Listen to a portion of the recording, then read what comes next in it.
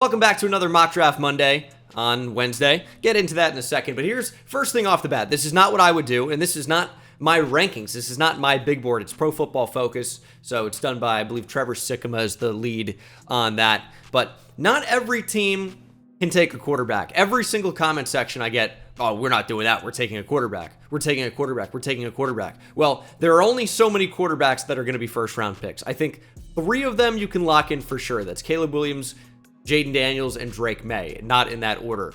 But outside of that, there are some huge question marks that I'll get into more in depth. Michael Penix, Bo Nix, JJ McCarthy, those guys are not surefire first-round picks.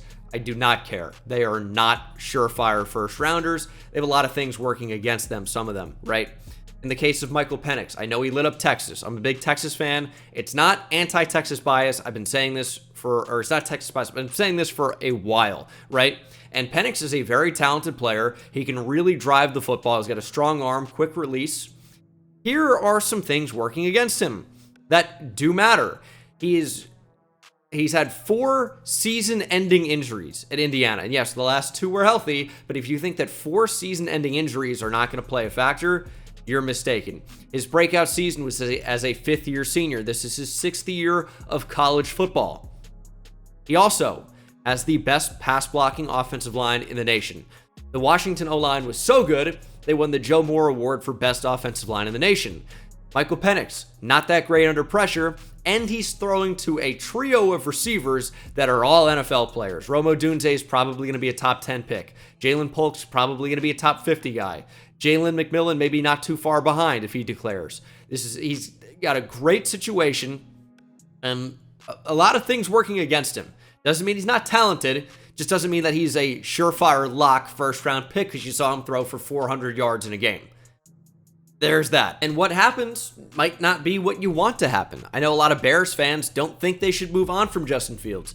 I expect the Bears to take a quarterback at number 1. Now, if they trade out of this pick, I don't think that's a terrible idea either, but I think financially it makes so much more sense to reset the quarterback position, get someone that's probably a better prospect than Justin Fields. I say probably, certainly a better prospect than Justin Fields for way, way, way cheaper. If you extend Justin Fields, it's going to be north of $25 million a year easily. That's just what it's going to be. And if you draft a quarterback instead, well, you have him locked up for at minimum 5 years if you want, whereas Justin Fields is under contract for 1 more season, and if you extend him, it would be way more expensive. So I think the Bears take a quarterback. I think the Commanders take a quarterback because Sam Howell, just no allegiance to whoever that next head coach is going to be, more than likely, right? So get someone that's not a 5th-round pick at QB and get an unbelievable quarterback prospect like they're going to have the chance to do. And then outside of that, you have fan bases from the Patriots, the Giants, the Falcons, the Vikings, the Broncos, the Raiders, the Saints, the Seahawks. All of these teams, and then you add in guys that you have some fans begging the Steelers to take a quarterback. You have so many different teams that need a quarterback. There are only so many that are going to go high. Anyway, had to get that off my chest. It is what it is. Mock Draft Monday coming a little bit later. I was in Los Angeles after I was in New Orleans. Craziest week of my life, it feels like. But we're going to start things off with Caleb Williams at number 1. I think it's still very close between the top quarterbacks, Caleb Williams or Drake May, 1A or 1B. Kind of depends if you want someone that's a little bit better of an improviser, or Drake May, who I think kind of projects to be a better starter right away. Both very, very, very good quarterback prospects. I know Drake May doesn't have the numbers, so people just think stats are the only thing that matters, and they forget, that's not really how it works at all. Drake May is incredible. It's why he's going to be the number 2 overall pick in the draft here. There are a lot of different scenarios. This draft has a lot of uncertainty right now because we don't know if the Bears are set on taking a QB. Usually it feels like we know. Don't know. If they stick with Justin Fields, is certainly a trade down you'd expect, and then someone else takes a quarterback. For the Commanders, maybe they do like Sam Howell and they just want a little bit more protection for him, and this is Olu Fashanu or maybe Joe Alt. Maybe they even try to take a game-changing receiver, but I would lean offensive tackle there. But I think quarterbacks most likely. And then for the Patriots, well, you have Marvin Harrison Jr. available. You have the top 2 tackles in Alton Fashanu available. And quarterback is an overwhelming need. What do? Now, I think this is where the run for Jaden Daniels could really start. And I say run, not like there'd be a bunch in a row, but the possibility enters into the fold. I am going to take Jaden Daniels at 3. I don't think it's a given that he goes there. This could be Marvin Harrison Jr. This could be a tackle. That would be my expectation. I don't really know that they can go wrong. They have a lot of great options. I just lean that quarterback is the most important position in the NFL, and that could push a guy up the board. So even a guy like Michael Penix or Bo Nix or J.J. McCarthy that are not surefire first-round picks, in this mock draft, I'm going to give in a little bit, and I'm going to show you what could happen if quarterbacks move up the board a little bit. We all know it's the most important position. Those guys can get overdrafted in some cases. And I think Jaden Daniels is a phenomenal prospect. I'm not saying that's exactly what would be happening here. At number 4, we're familiar with this by now. It's Marvin Harrison Jr. to the Cardinals. They could use a game-changing receiver. Hollywood Brown not under contract. Got some question marks regarding Rondale Moore and who really is the number 1 in that offense. You don't really have one like Marvin Harrison Jr. would be pretty much right away. Someone has been begging me to stop giving the Cardinals Marvin Harrison Jr. It's such a likely marriage that I can't stop. I'm not going to pass on Marvin Harrison Jr. here. Although I do recognize the opportunity to take a tackle could be appealing to the Cardinals and really set up that offensive line for the future with Paris Johnson Jr. and then maybe an Olu Fashanu or a Joe Alt. I think it's a possibility. I don't think it's likely because Marvin Harrison Jr. just might be the best player in the entire draft. At number 5, this one was very tough for me. Again, I think you have a lot of possibilities here. Tackle, wide receiver, and Brock Bowers. I won't even say tight end because Brock Bowers is another level of tight end prospect. When you look at the Chargers receiving room, it is not good for the future. Now, if you're unfamiliar with the situation, you think, okay, well, I know Keenan Allen, I know Mike Williams coming back from injury, Joshua Palmer, they just drafted Quentin Johnston. Why would they draft a receiver? Well, Keenan Allen's final year under contract, 2024. Josh Palmer's final year under contract is 2024. Mike Williams' final year under contract, I believe, is 2024. And then all you have left is Quentin Johnston, and then maybe elevate Darius Davis from a kick return role into actually being a starting 3 wide receiver. I don't love it, but I don't know what they do. I really don't. Receiver is certainly a big option, as is tackle. Now, the reason I'm not going to go tackle in this one, and I have before, I think it's a possibility at right tackle, maybe a Fashanu or an Alt, of course. Trey Pipkin's under contract for the next couple of seasons. Maybe you just think we can push that off. Right tackle's not an overwhelming need, even though he's an upgradable guy for sure. The thing I ended up deciding to do was taking Brock Bowers at number 5. He's just such a good player. Gerald Everett, not under contract in 2024 at all, so they have a big hole at that position.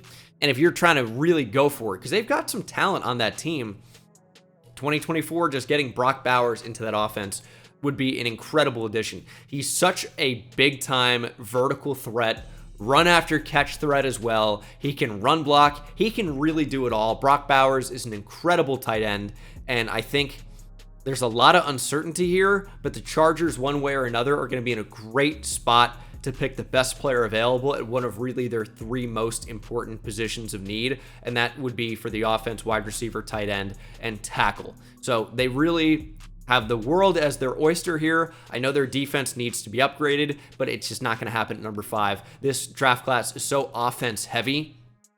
I think offense is going to dominate the first round, and that's going to be receiver, that's going to be tackle, and yeah, probably a few quarterbacks in that mix as well. Giants at number 6. I've been going Malik Neighbors here a lot, and I really thought about this because the way I do these mock drafts, I don't draft ahead. I say, what would this team do given how the board has fallen?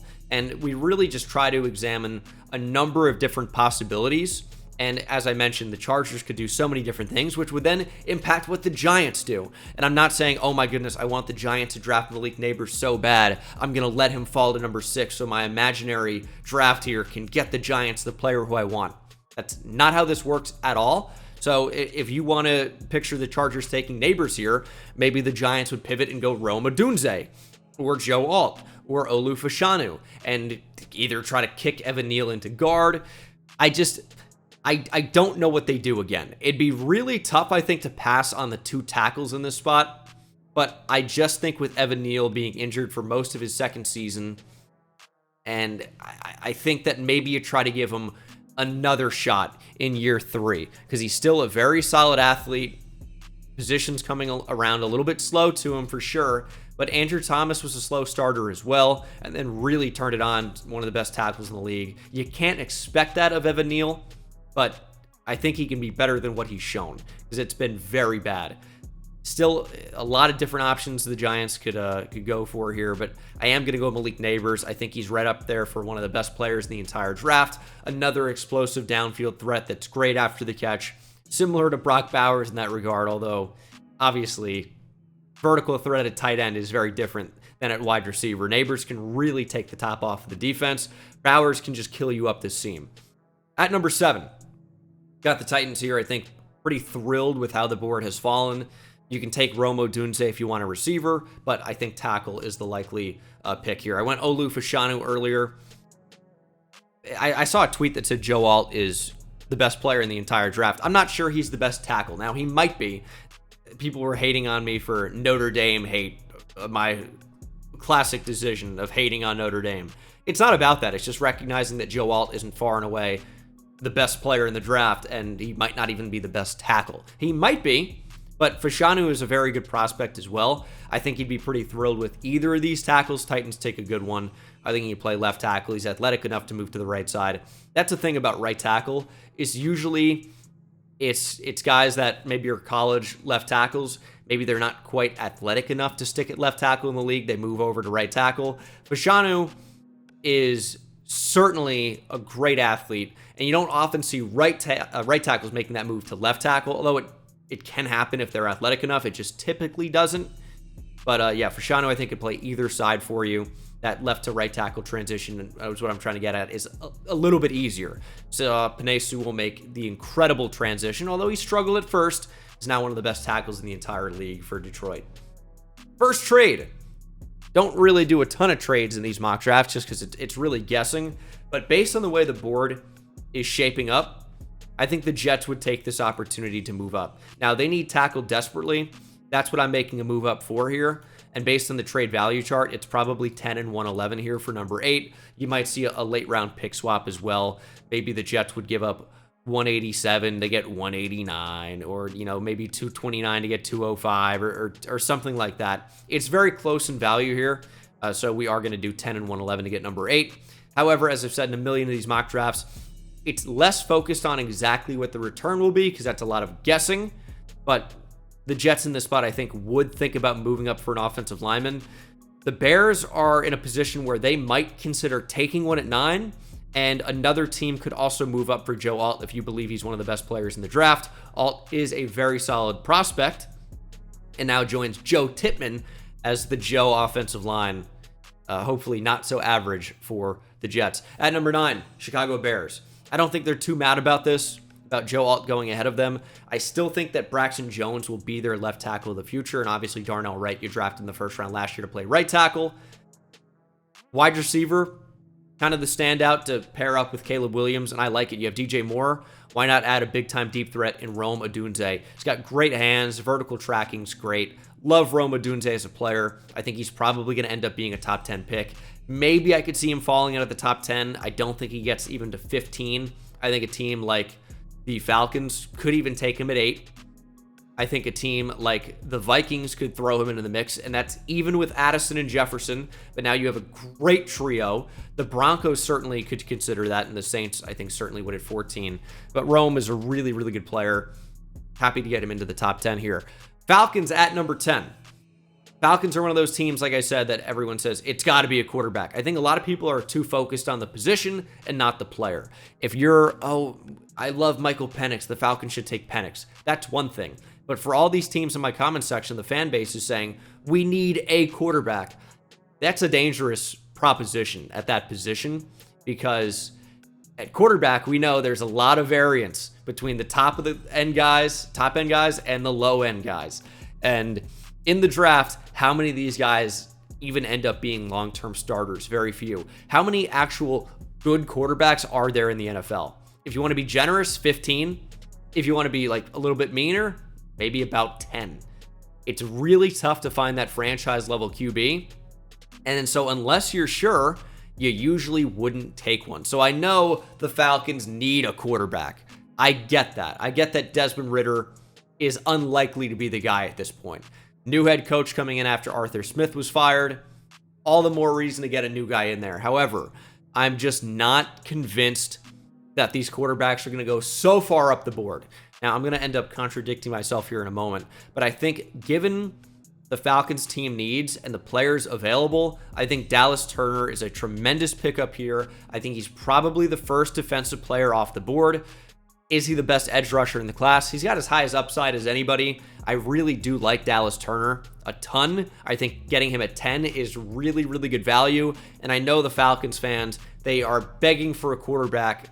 They're begging for the QB position. I'm just not sure that there is one worth taking at that pick. The Vikings, same deal. Vikings fans begging for a quarterback. Maybe you can bring Kirk Cousins back, but I'm just not sure there's one worth taking here. And ignoring other needs. Because if you're in the draft, it's a combination of best player available at a position where you can afford to take on somebody new that can be a starter for you in the near future. And I'm unsure about these QBs at this point. I don't know where they end up going. I'm going to end up elevating one pretty soon, but it's not going to be with Minnesota. We're going to go to the edge position and take Leatu Latu.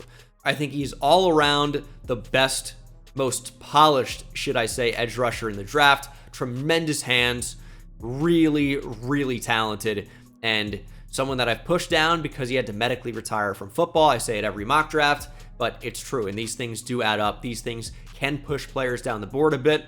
I think he's probably a top 10 talent in this draft, ends up getting down to number 11. I think he realistically could go anywhere from 11 to 32. I think he's probably a first-round guy, definite first-round talent.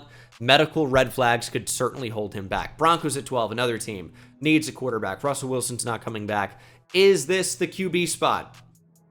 I don't know. It's really tough to say because all of these teams need a quarterback. Even if you look at Pro Football Focus here and you look at the team needs for these positions, how many different teams have quarterback at number 1? Now, and I think it's actually done not in order of need, but in order of like position as you count up the depth chart, like quarterback, running back, receiver to tight end, tackle, guard, center, defensive line, edge, defensive tackle, outside linebacker, inside linebacker, cornerback, safety. So that's how I think it's done. But look at all these teams. Bears, Commanders, Patriots, Giants, and then probably not the Titans, right? But the Jets are in that conversation, but I don't think they would this year after trading for Aaron Rodgers. Bears again, Falcons, Vikings, Broncos, Raiders, Saints. All of these teams, there just aren't enough quarterbacks to go. And I still don't think I'm going to give one. It's going to be Johnny Newton from Illinois. Their interior defensive line of the Broncos is just not very good. And if you've heard any of what I said about Michael Penix, I don't really know if that he's going to be a first-round pick. I really don't know. However, if ever there was a team willing historically to reach on a player, it has been the Raiders, and I'm going to elevate Michael Penix. I don't think it's going to happen, but for all the Raiders fans begging for a quarterback, there's a quarterback, because that's all that matters, is the position associated with the team, apparently. It has nothing to do with talent or NFL future, and this is not like Penix hate, right? Because I think he's very talented. He's got arm talent. He's not like Tua at all. He's not a guy that throws over the middle of the field with accuracy and excellent timing and anticipation. He's someone that throws outside the numbers. He can hit hole shots. He can drive the ball down the field. His accuracy downfield is way worse than a lot of you think for some reason. I don't know if you're not watching, but it's not exceptional. And he's at his best when he's actually throwing lasers as opposed to throwing with touch down the field. And there are many numbers to back this up.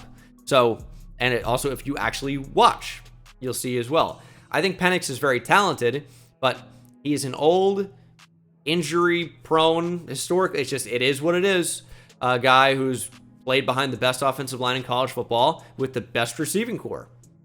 These are things that will hold him back. And he doesn't do his best to work under pressure, Doesn't get easier or slower in the NFL usually. So Penix has a lot of question marks. Does he have upside? Absolutely. But he's far from a finished product, is what I would say. Saints at 14, another team that could use a quarterback. I'm going to go J.C. Latham. You know, the more I look into it, the more I hear that Ryan Ramczyk could just be done. His knee's not in a good spot. He might just retire from football. So J.C. Latham makes a lot of sense to just plug and play right tackle right away. Very, very good player. So strong. It wouldn't shock me if he ended up being the best tackle in the class. He's just so big, so strong, and a good athlete as well. Mahler in the run game too. Love J.C. Latham. I think he's going to be a very solid player in the NFL. Indianapolis Colts at 15. Got Nate Wiggins here. I think he's going to be the first cornerback drafted. I could see Terry and Arnold.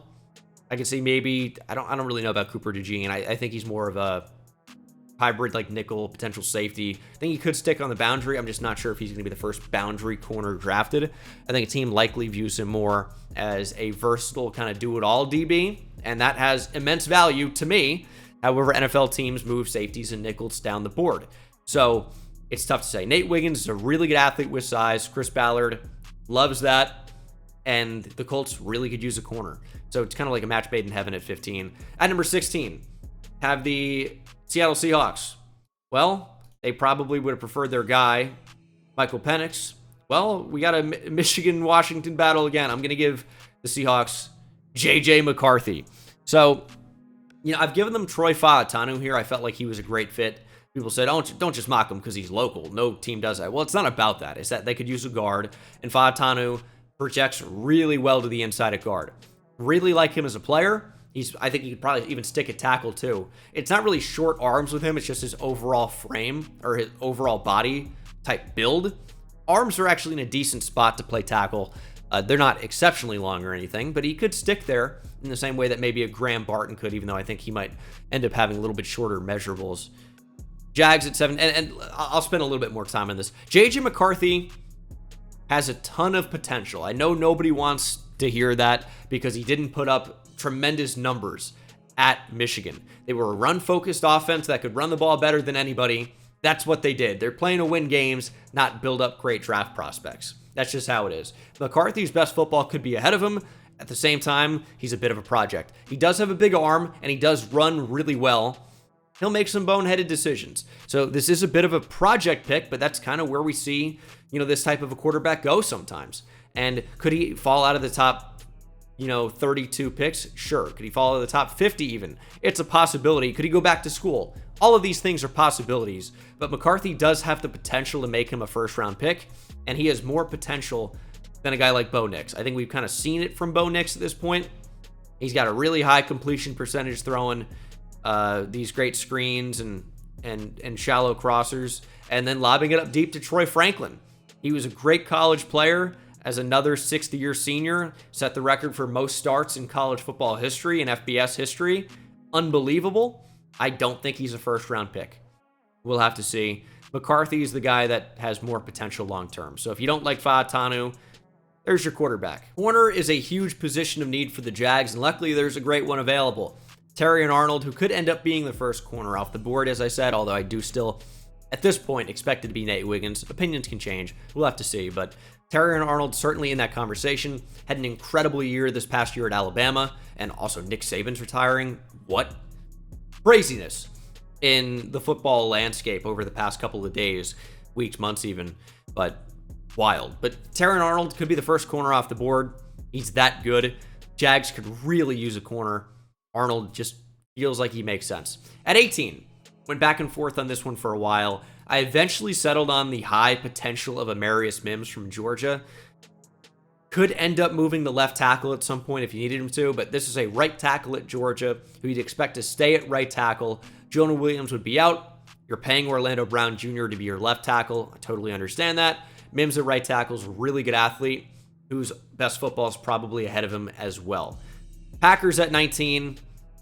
Secondary is not in a great spot. Tackle's not in a great spot either. I gave him Cooper DeJean. I think it's kind of a fun storyline to team him up with first-round pick from a year ago, Iowa teammate Lucas Van Ness. Still, like, Iowa to Green Bay feels like a pipeline as well. He's kind of local in that area, but DeJean is an incredible player. And if you need corner, guess what? Cooper DeJean's a great corner. If you need safety, guess what? Cooper DeJean projects as a great safety. He is a versatile DB that tackles as well as anybody and also is a really good athlete. Makes a lot of sense for Green Bay. DeJean is an incredible player. Bucks at 20. This is where I'm going with Troy Fautanu. We talked about him earlier. I just think he's a great player. That's why I keep mocking him so high. He would be playing guard in this scenario. The interior of that offensive line needs a bit of a boost. Maybe you could stick him at tackle. That's a possibility, I guess. I love, obviously, Tristan Wirfs, but is Luke Gadecki the guy at right tackle? Maybe he is, maybe he's not. Troy Fautanu gives you the flexibility that if Gadecki gets injured, or Wirfs even, you have a guy that can step in and be the guy. Or start at guard, maybe even take some snaps at center. We'll see what the Senior Bowl has to offer. I believe he was a Senior Bowl offer and acceptee as well, I'm pretty sure. So it'll be interesting to see what his long-term NFL role ends up being. Could be a tackle, but I think guard is a really good position for him. And then we get to the Cardinals at 21. Went Jared Verse here. Verse is a really good edge player. Still developing at the position.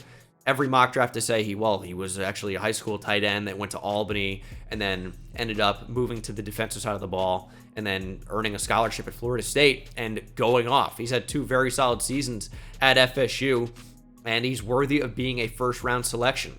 He's a good athlete with strong, powerful hands, as powerful as they come in this draft. Really, really good player.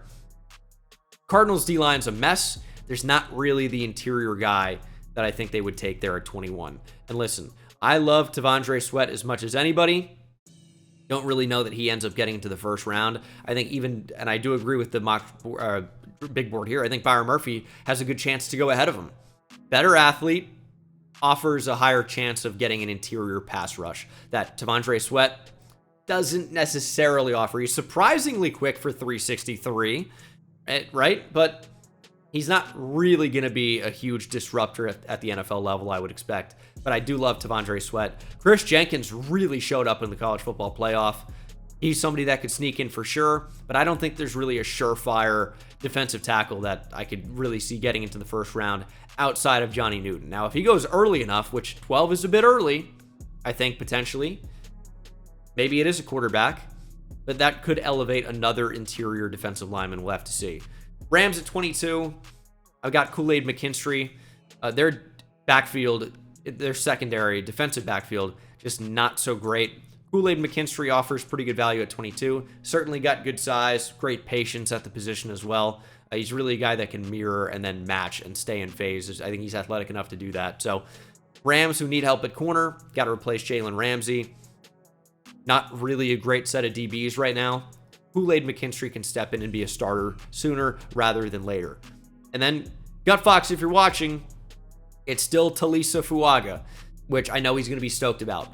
Mauler in the run game, fits the Steelers' physical identity, immediate starter at right tackle, and Broderick Jones can be developed as your left tackle of the future. Fuaga, I don't think ends up going quite as high as Trevor has him here on the big board. I just think he ends up falling a little bit more. And it's not that he has questions in pass pro. It's just that he's so much better of a run blocker at this point that, I wonder if that he really ends up getting pushed super far off the board. It's super possible, but I think somewhere around 23 makes a lot of sense for him. Dolphins at 24.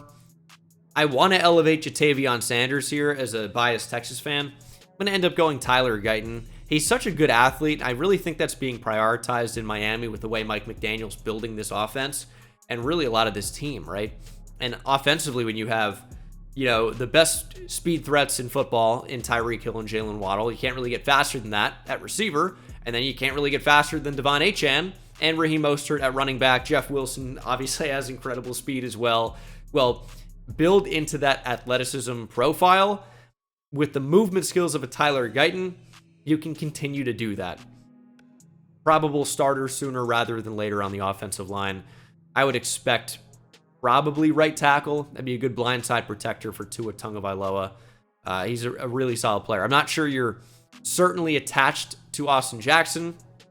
And also, you can't really rely on Teron Armstead. So Guyton is good enough to take at this spot, in my opinion. Eagles at 25. It's been offensive line here for a while for me, like this entire mock draft cycle already, this draft cycle, just because this is a team that likes to draft that position high and develop them. However, it's becoming apparent their secondary is one of the worst in football, and that's why I've been going corner lately, and I will continue to do that. Quinion Mitchell, I think, is a really, really good player. Size, speed, and aggressiveness at the cornerback position. Really, really good player. Don't let Toledo fool you. This is probably a first-round pick. Really good athlete, and the Eagles need more of that in their secondary without question. Right, see a bit of a run on receivers here. Now, this is tough because depending on what you're looking for, you got a lot of different options. Brian Thomas Jr., deep threat with incredible long strides and speed. He can take the top off of defense. Good hands as well. I think he's the best receiver available. Roy Franklin, game-breaking speed over the top. I kind of liken him to like a Will Fuller type player, but maybe better ball skills, maybe not so great of a route runner. Ladd McConkey's very good, another deep threat, but an incredible route runner. Tez Walker has potential to be wide receiver 1. Emeka Ibuka, health may be a bit of a question mark, but maybe not as much as people are making it seem. Really great slot option. Keon Coleman, maybe better ball skills than anybody in the draft. Adonai Mitchell, a nice combination of ball skills, size, fluidity at the position. Get's got big time size and speed, 6'1", 6'2", but really built and got great speeds. Xavier Worthy, great speed. Jalen Polk, maybe a big slot, great hands. It's a really good receiver class. It just depends what you want. I've been Brian Thomas Jr. here to the Chiefs for so many mock drafts in a row, and it's because he keeps falling to this spot, and the Chiefs, who need a receiver, get probably the best one for their offense. This is like an upgrade on Marquez Valdes-Scantling in a big way, and I don't care if it's getting boring for the Chiefs. He's such a good player. You can't be mad about it. He's so good and is the pick there for me at 26. Texans, I think, also in the market for a receiver. Keon Coleman is available 27. Uncharacteristic fall for him in the draft for me, but great ball skills, red zone threat immediately. I think teams would really struggle to cover the size and speed of Keon Coleman and Nico Collins, and then you have, a healthy Tank Dell getting back in there at some point in the slot. John Mechie, same deal, and then you can have guys like, Noah Brown be a rotational guy, and Robert Woods be a rotational guy if you manage to keep them in Houston for the next couple of years. We'll see. Lions at 28. Chop Robinson's available, and he's going to end up being the pick for me here. He's got tremendous athleticism, and the Lions could use some juice off the edge. Aiden Hutchinson's a nice player. Chop Robinson gives you something on the other side. Bills at 29. I'm sorry if that's a short conversation about that, but everything you need to know about Chop Robinson is he's twitched up, freak athlete, speed off the edge. Should be a nice combo with Aiden Hutchinson. Bills at 29. I think receiver is very much in play.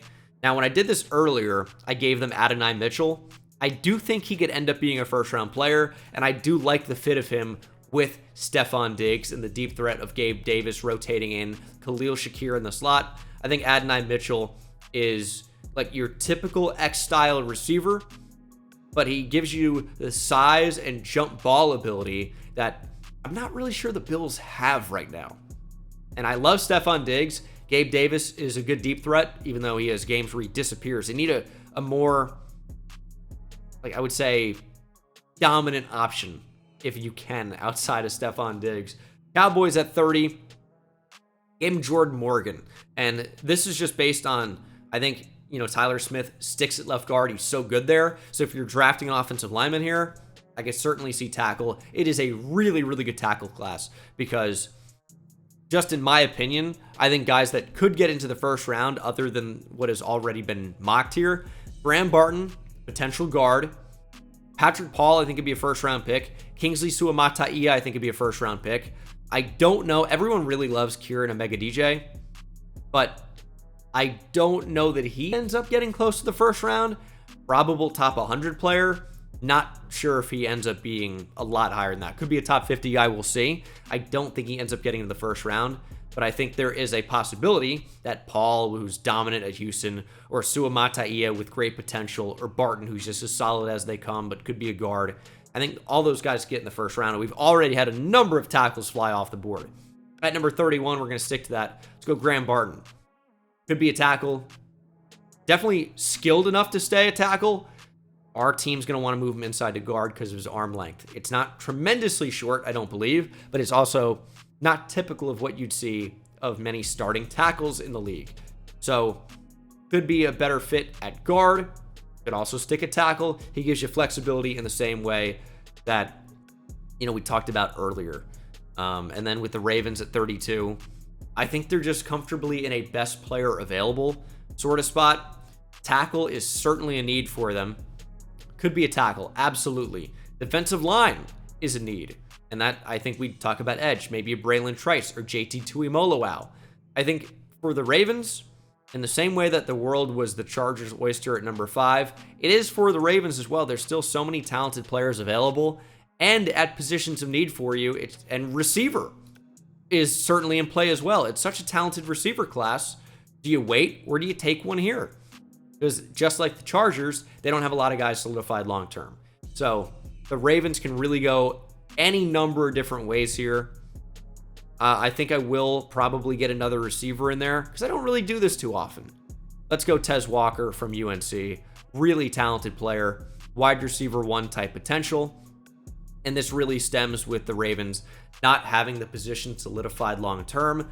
Absolutely could be a tackle, but there was a run on tackles. Could have been Patrick Paul. Could have been Suamataia.